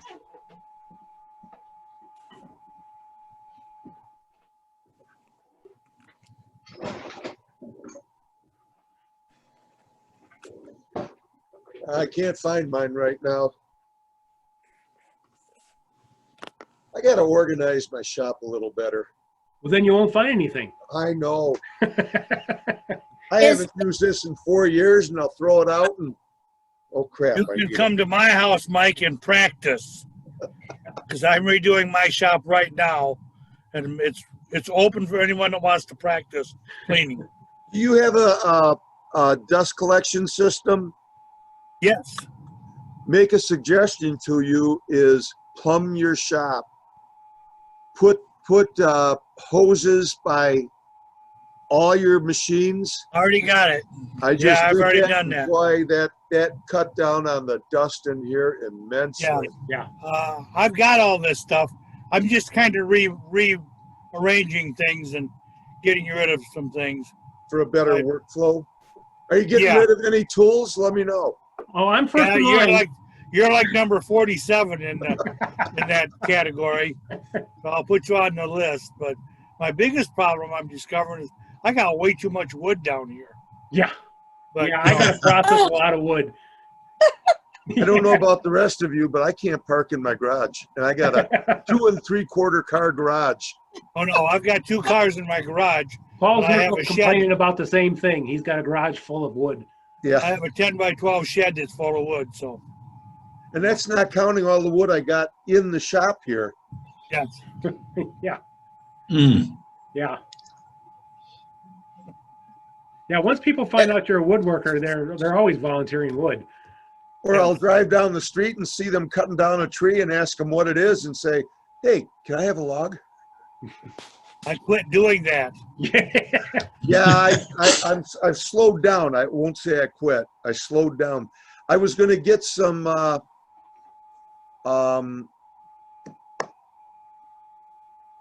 locust, some honey locust the other day.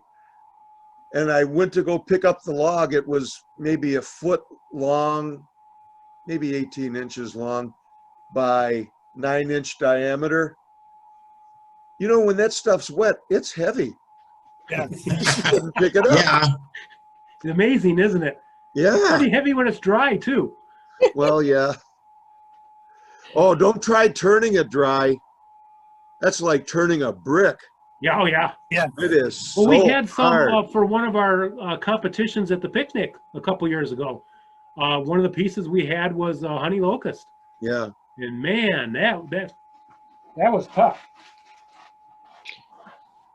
Jeff, this is Henry. I Eddie's still got a few selling. pieces of this that I got from Dave. This is the catalpa that I made the vase out of. Well, I recognize that. This is very lightweight. Yes. Yeah.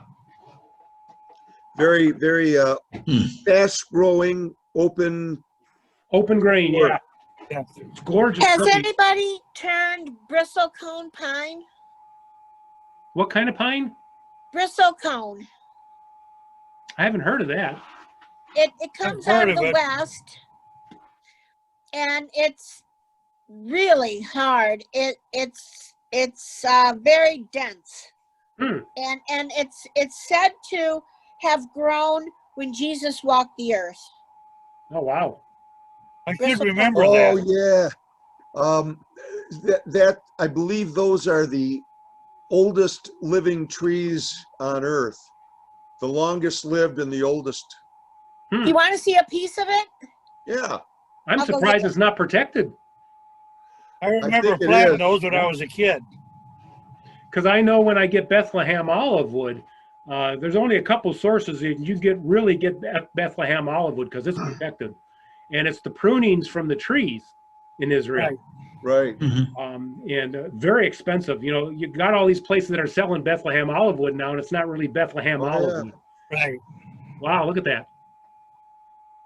What are you going to make with that? Or are you still figuring It's it so out? precious, I don't know, but a box. I want to make a box. That'd be a nice box. I just, you think? Would I orientate it this way or this way? Oh. This way, I think. Oh. What? I don't know. That's I would go with end grain because you got all that beautiful form there. So I would hollow it end grain. This way? Yeah, yeah. Yeah, probably. Yeah, yeah. Well, that helps a lot because And I then- didn't even know that. I might even leave the bark on it. I love the bark. Yeah, I would leave the bark on it and form the lid so that it looks like it, you know, it goes together. It looks like it hasn't been separated. Right. What does that mean? Well, you're going to have to part the lid part, the piece you're going to use for the lid. You'll have to part that off, and you want to use a narrow parting tool. Okay. Take Yeah, as little this wood off as isn't- possible.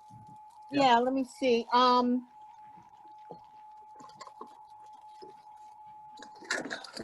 I think it's well,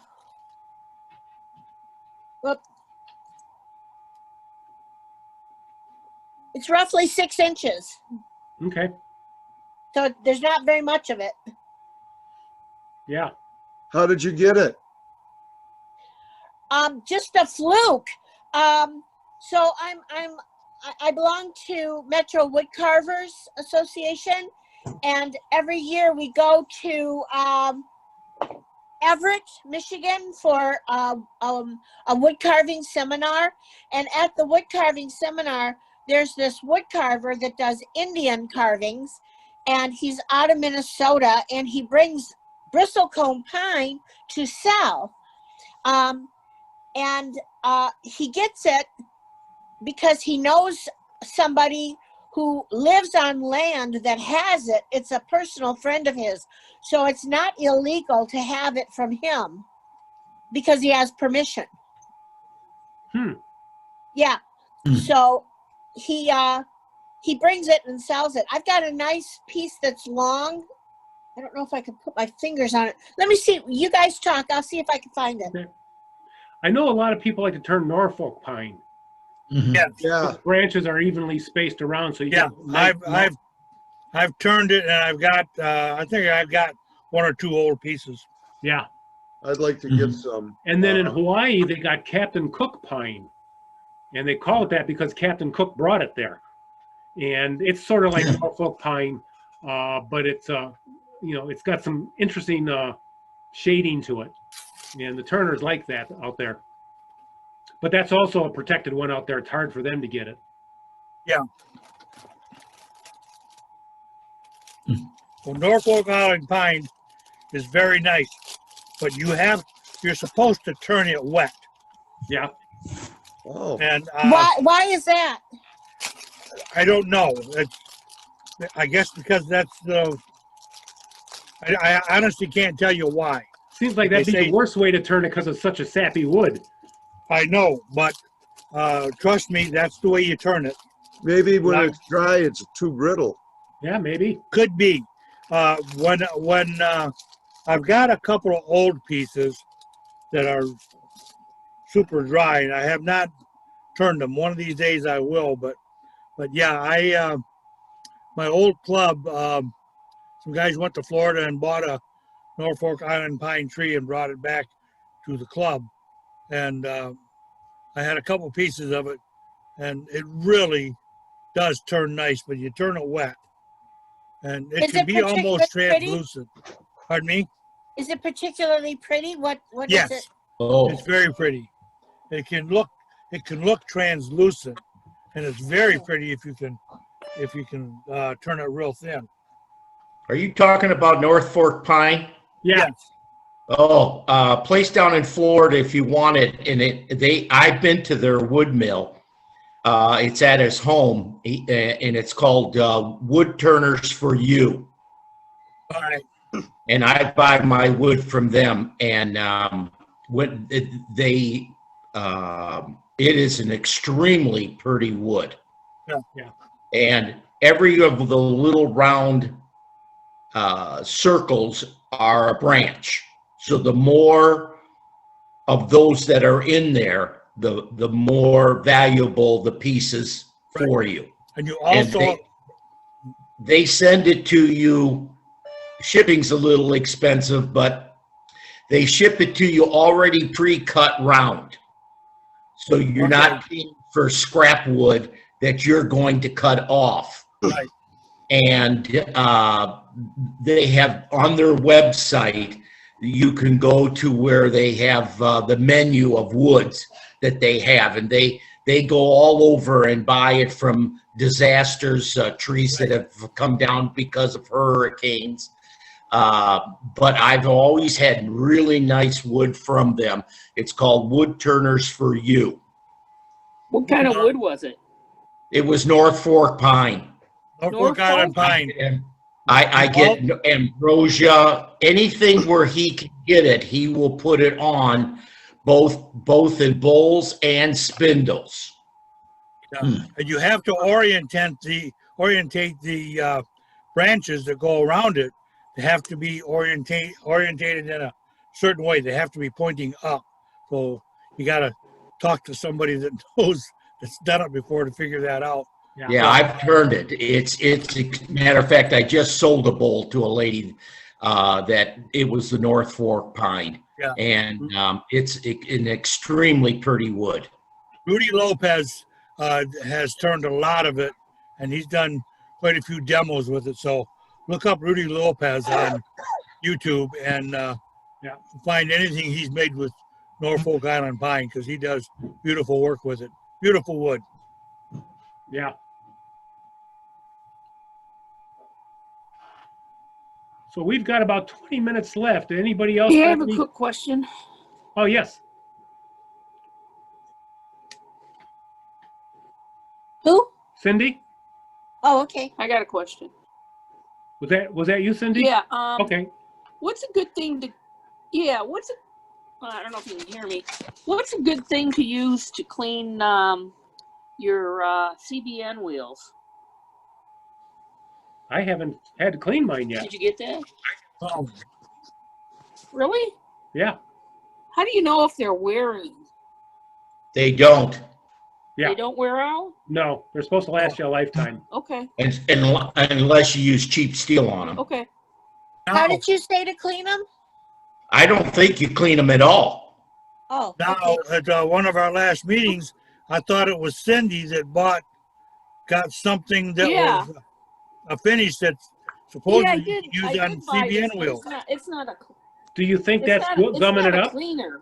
Do you think that's gumming it up, though? Last time she said that was for cleaning it. Sure, it may be cleaner. It's a lubricant, Dave.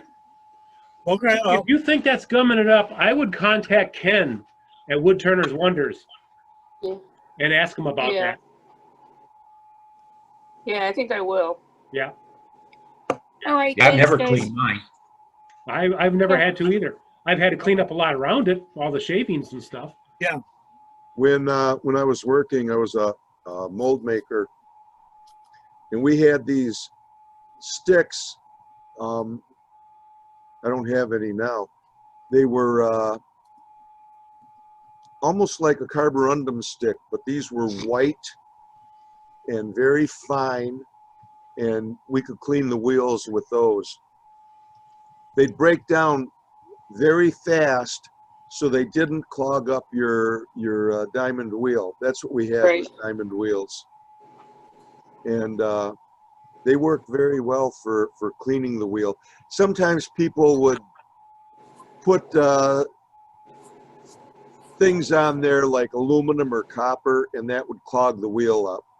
So you'd have to clean it with these sticks. I just wiped it down just now with a rag, and it seems to be a lot better. That Maybe also it's just helps. the gum from the slip stick. Use some alcohol or acetone, and that should help. Yeah. Yeah. Okay. See, that's the first thing I thought of when they came out with that slick stick. Yeah, it's not going much- to gum it up. Yep. Sandy. Yeah, that's. I mean, it's great. It makes it slide, but I'm not happy with the gumminess of it. Yeah. Sandy. Okay. Yeah. I had a question about the video on the Steins. Now he was using an Easy Wood hollowing tool, so I looked that up at Woodcraft, and they have two sizes. They have one that's 8-inch tang, and another one that is a 12-inch tang. Which one was he using? He was using a 12-incher, but an 'Cause it 8-inch would looked like probably he- work fine for you because you're not going to do deep hollowing, are you? Well, I don't know. Well, I've you been can only thinking go so about doing- far. You can only go so far in before you have to go up in a bigger size bar. Yeah. You know, so roughly, once you're in about 8 inches, you got to start looking at a bigger bar. They say So 12 inches, but I think over 8, you really got to start looking at something with more strength to it. So how far deep in can you go with a 12-inch? Well, in theory, 12 inches because it's 12 Well, inches. I from would the say head. more like 11 or 10 because you got to put it on your Well, yeah, on your tool rest. yeah. Well, let me tell you what I want to do. I'm thinking about making pet ashes vessels. What are they called? Urns. Mm-hmm. Yeah. So You're I'm going to thinking- find most of your pet urns because I've turned a few. You're going to find most of your pet urns aren't any longer than 7-8 inches. Right. Really? As a matter of fact, your Right. human urns are going to be wider, and they generally don't go over 12 inches because where they're interred at in cemeteries, most of them they require it to be no more than 12 inches because More than 12 inches. that's the size of the space you get. You can go to a funeral home and get dimensions for an urn so that they'll fit in the crypt. Yeah. Right. But pet urns, you know, because you're looking at 5 square inches, which is 5 by 5 by 1, represents 25 pounds. So most of your pets are only going to be 2 inches, you know, which is 50 pounds. You know, you get a St. Bernard or something like that, you got to do something different. Well, I want to make one for my sister. She has a Great Dane. She's got a great, do you know what his weight You know is? that what? She's Like a casket. 178 pounds. She's 178 pounds. So, Like a casket. So it's going to have to be 7 inches tall. yeah. Okay. Or that's if it's 5 by 5. It's got to be So I 7 need- inches tall. You can go 5 by 7 and make it 5 inches tall. Yeah. So what I need is the 12-inch one. No.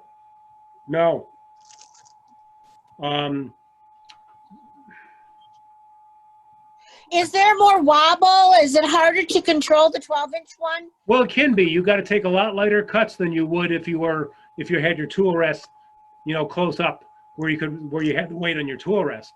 Because as you get out over your tool rest with your tool, it's going to want to do this. It's going to want to pull down. So you got to get, you know, that's why the Easy Wood tool has such a long handle on it, so you can get a good hold on it. You know, your friend's Archimedes. Great Dane, you know, yeah, 7 inches is about the maximum you're going to need. So is it more safe to use the 12-inch one than the 8-inch one? If you can afford it, it would not hurt at all. But Easy Wood tools are not cheap either. No, it's 169 for the 12-inch and 129 for the 8-inch. Yeah, they're all made here in the U.S. Everything about them is made in the U.S. So they're not cheap. And then the carbide on it is called a #1 hollower.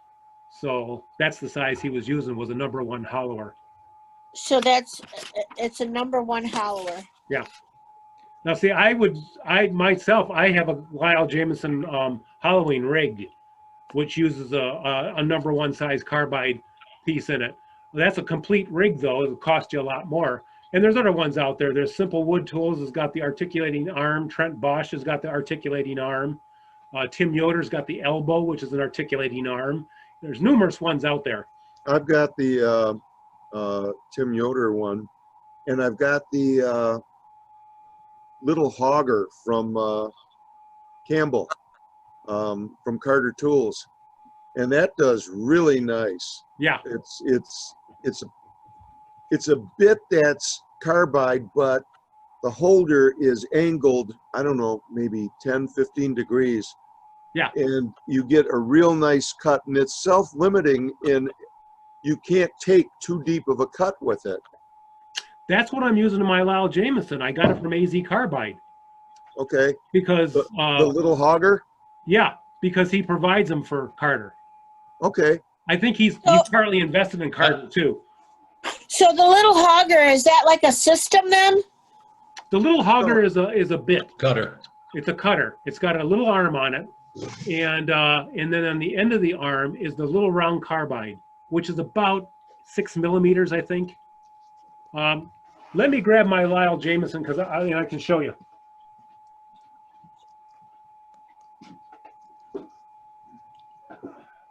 Hello. Hello. This Okay. is a little hogger. I've got to go.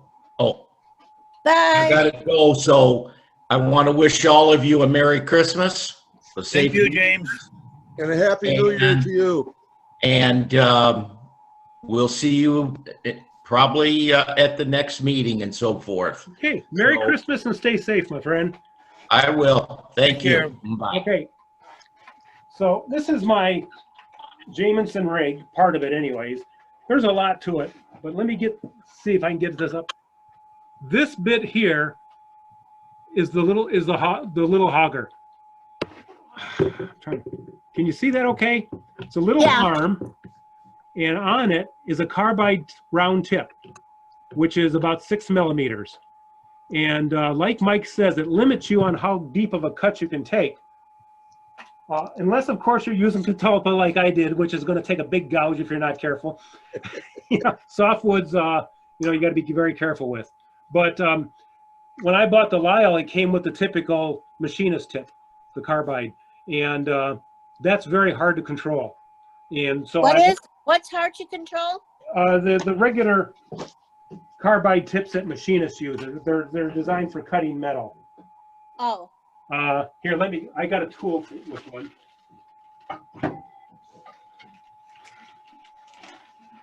This is the kind of tip it normally comes with. You see that okay? Yeah. So anyways, that's what it comes with. And they work okay, but you gotta really work on your control because they will dig in. So that's why I went with the little hogger.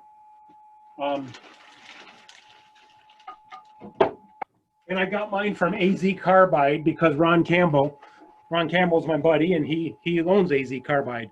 But he also provides the carbide tips to Carter because I think he partly owns Carter too. Yeah, I think he does. So, and Dave has the Carter system, don't you? Yes, I do. Yeah. Yeah, I like it very well.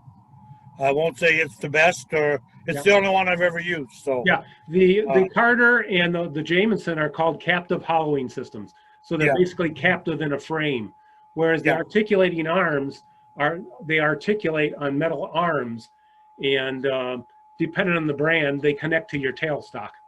Yeah. So I like mine very much. Safer? No, there's no difference as far as safety or anything like that. They take a little less room. It's just all personal preference. Chris Miller's got the Trent Bosch, and he swears by it. And that's great. And I think if you're going to get an articulating arm, the best bang for your buck is the simple woodworking tools, their brand. They got the Simple Hollower, which is an articulating arm, and I think it's $290. I think the only reason you'd want to go with a captive system, or I shouldn't say it that way, if you have a long tool bed or a lathe bed, then it makes sense to go with a captured system. But if you don't have a long bed, you'd want to go with an articulating arm. Well, that's my opinion. Lyle's got a way around that too. Let me grab that. So you're saying, okay, the articulating arm is what I want to get. Is a shorter one. It's the most compact. But Lyle, so this is the piece of the Jameson hollowing system. This is the piece that the tail end of the hollower goes in. the D-ring. That's what keeps it from torquing. Lyle came out with a base for short beds. So I picked this up. And it literally sticks about a foot, 2 feet off, or about a foot to a foot and a half off the tail of my lathe. And I can use it just as much as I did with my Grizzly. So it's heavy too. It's really heavy. So all of this is better than just getting the Easy Wood Hollower? Well, I'm torn on that. I wanted a captive system in the first place, simply because I watched all these guys that made urns and did hollow forms, and they were using like the Easy Wood Hollower, or they were just using traditional hollowing tools.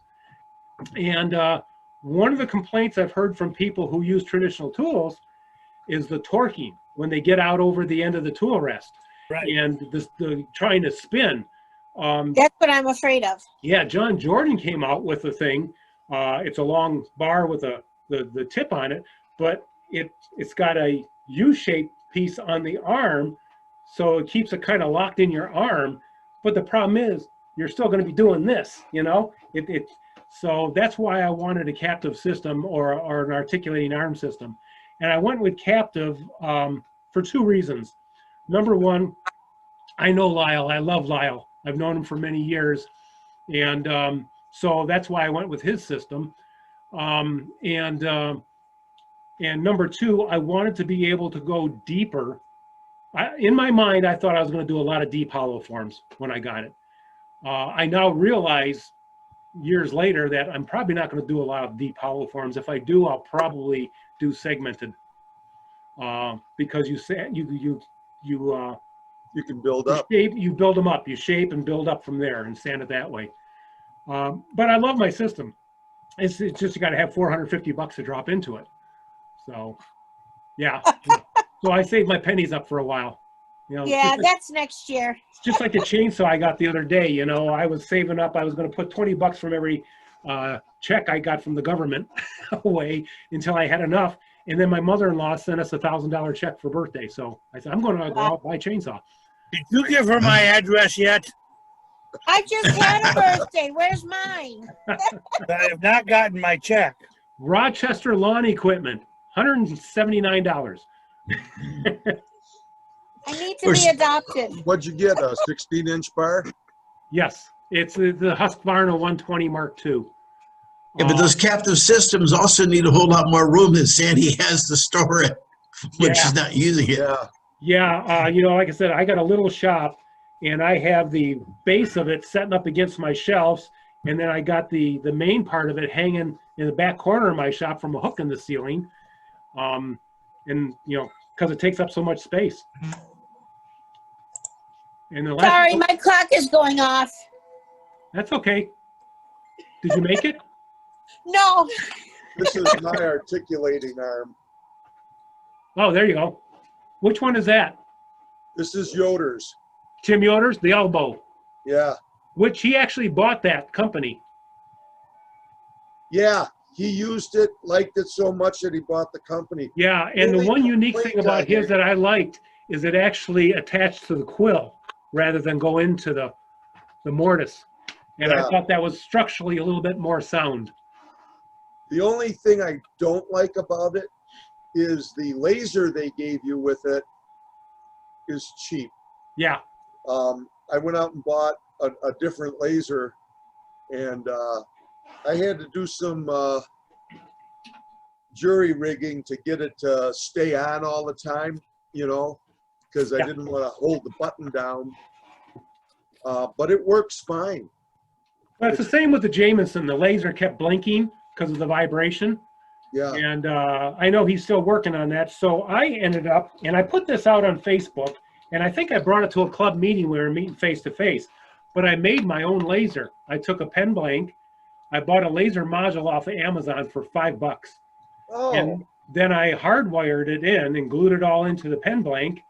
And it goes down to a wire that plugs into the wall. I like that. Yeah, and no blinking. What I'm going to do now is I'm going to modify it. I'm going to put a box down here with a switch on it. And then I'm going to get rid of this and I'm going to, it's literally, the laser module is 5 volts, just like your USB cables off your computers, they're 5 volts. So what I'm going to do is I'm going to eliminate this. I'm going to put a USB cable on, and it'll just plug into a little cell phone charger. Well, that's an idea. Yeah. So this I'm kind of locked in for my length. So, but that's what I did. I just made my own laser pointer. Yeah. The trick is when you get the laser pointers from Amazon, you don't get a lot of instructions with them. They don't tell you which wire is positive, which wire is negative. And this one had 3 wires, and that drove me nuts to figure it out. And what it was is if I attached the 3rd wire to the positive, it made it blink. I'm going, why do I need that? So I just cut that wire right off. But that's the old electronics technician in me. I can do it. I'll do it myself. When I bought mine, I don't remember what I paid for it, but it took 3 months to get here from China. Oh. And this was before COVID. Yeah. Well, mine didn't come from China. Well, it probably did originally, but mine came from a company in California that sold electronic parts. And I've done business with them over the years. When I was a teenager, I used to build kits. You were never a teenager. Well, there was back in the Stone Age, yeah. And but I built everything. I had a band, and we couldn't afford the effects pedals and stuff. So I designed and built my own. You know, and I actually had a device that I was going to try to patent and sell. So it would be a box next to the guitarist, and he would just flip a switch for whatever he wanted, and he could have any combination of the effects that he wanted. And but I was 17 years old at the time, and it was $2,500 to get a patent, so that took care of that. Yeah. You know? But I used to build all the Heath kits. I built their big screen TV and all that stuff. So, you know, there's still a lot of companies out there making kits, and there's still a lot of companies out there selling electronic components. Is there? Yeah. Because Radio Shack closed. Yeah. What was it? Lafayette's gone. Lafayette's gone. Olson is gone. Olson was kind yeah. of kingsy. They had a lot of cheap stuff, but Lafayette I loved. You used to get their catalog about that thick every month. Yeah. Yeah. I couldn't find a place to get electronics anymore. Yeah, you got to search online for electronic parts. I searched for electronic parts and kits, and that's where I started finding them. Okay. There's some surplus companies out there that are selling. Let's see, what else? Oh, there used to be. I don't think they sell to the public anymore. There was a place in Livonia on Schoolcraft called RS Radio Electronics. I used to buy a lot of electronic parts from them, and I think they're just industrial now. I don't think they sell to the public anymore. Well, I know when I was making my own pens for chirography, I had a hard time finding the terminals. Yes. You know, because there was no electronics place around. Yeah, that was the nice thing about Radio Shack. Yeah. Because, you know, if you're using RC terminals, you can get them off Amazon, but you got to buy a bag of 50. Yeah. Yeah. I got a question. I'm on Grizzly right now to order that pneumonic device. Yep. I don't see where to find that product. What do I look for? Pneumatic hand sander. Yeah, pneumatic hand sander. There's 2 of them. You want the smaller one. New NEU pneumatic hand sander. Yes. Let's see what happens. Nothing happened. How'd you spell pneumatic? Pneumatic. NEU. No, PN. PN. It's one of those funny words. Okay. PNU. EU. PNEUMATIC. You must have been a teacher in a former life, Dave. No, I've just always been a good speller, and I don't know why. I'm a bad speller, and I don't know why. Yeah. No, I just really, my wife is always asking me how to spell something, and it's right on top of my head. I don't know why I can do that. I am the classic example that my spelling is so bad that my word processing spell checker gets confused. Yeah. Exactly. Yeah. That's the way my wife has always been. Yeah. Yeah. It didn't come up. That's why Google is great. If I don't know how to spell something, I'll say it into Google. Yeah, I don't know why I'm like that, but I've always been able to spell just about anything. Pneumatic hand sander. Okay, I did that, and it came up abrasive sanding. I don't have my glasses. Adhesives. You're on the right track. Well, where is it? I sent out links from Carl, and when I sent out an email and a Facebook posting that had the chat from our demo, and in there is the link for it. Right. Oh, okay. Here's an angle grinder.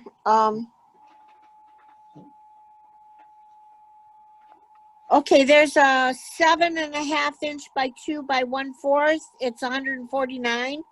No. No, you want to, there's another one, yeah, smaller. Okay, 4 by 1 by 1/8. Yes. Okay, so that's it. It's in stock. Yeah, $79. $78.96. That's it. Yep. Okay. Sign up for the emails. Sign up for the emails, and you get 5% off. So how big an air compressor do you need to run those? It's just a little You tiny don't. bladder, so It's not very much tight, off. like a bicycle pump. It's like a tire. You fill it up and it's Yeah. done. You don't run off of air. No, you just fill it up with air like you do a bicycle tire. Right. All you're doing okay. all you're doing is inflating the bladder. Yeah. Yeah. Jim, somebody said they're going to use a tire pump. Yeah, that'll work. That's what I'm going to use. I thought it was like a air powered pneumatic tool. No. So, well, listen, we are past our time limit here. So I thought this was a great way to end the year. Yes, it is. Yep, always and fun. we're going to have more of these. I'm still trying to get people to do demos and workshops, and I'll be pushing for that in the new year. I plan on doing a demo and a workshop, but I'm still trying to figure out what I want to do. I want to do something uniquely different that we haven't done. So, anyways, that's it for the club for the year. I want to thank everybody for joining us, and tell all of you to have a great and safe Merry Christmas and a Happy New Year, or Happy Hanukkah if that is your religion, or Kwanzaa, or Kwanzaa, whatever. Enjoy it with your family. Be safe, and next year we're going to start new, still on Zoom, and we'll see what happens. Yep. So Merry Christmas. Merry Christmas, everybody. Bye, everyone. Bye-bye. Bye.